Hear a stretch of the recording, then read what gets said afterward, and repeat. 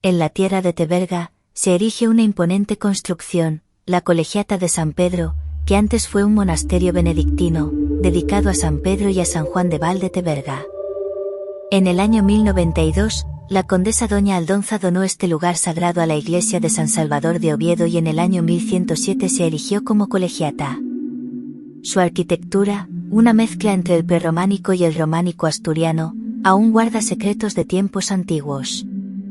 En su interior, iluminado por estrechas ventanas, se esconden historias que van más allá de la arquitectura.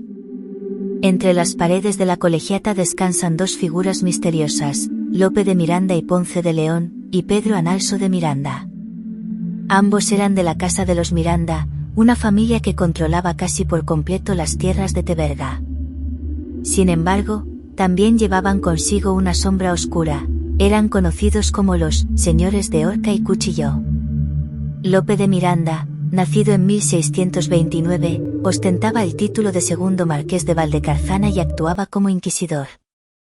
Su poder no tenía límites, ejercía crueldad sin contemplación, torturas, emparedamientos, ahorcamientos y el derecho de pernada, que legitimaba el abuso sexual de los nobles sobre las novias de sus súbditos. Con el tiempo, el cruel marqués Lope de Miranda murió en Madrid, dejando antes la voluntad de que quería ser enterrado en la Colegiata de San Pedro. Su hijo, Sancho de Miranda, cumplió su deseo y, al exhumar los restos de su padre, descubrió algo sorprendente: el cadáver de Lope de Miranda se había momificado de manera natural.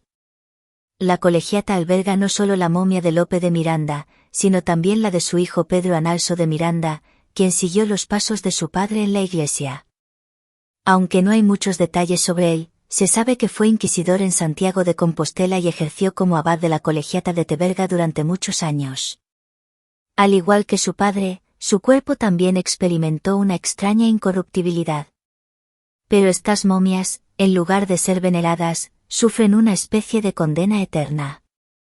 La leyenda cuenta que los señores de la horca y el cuchillo pagan en la muerte los pecados cometidos en vida.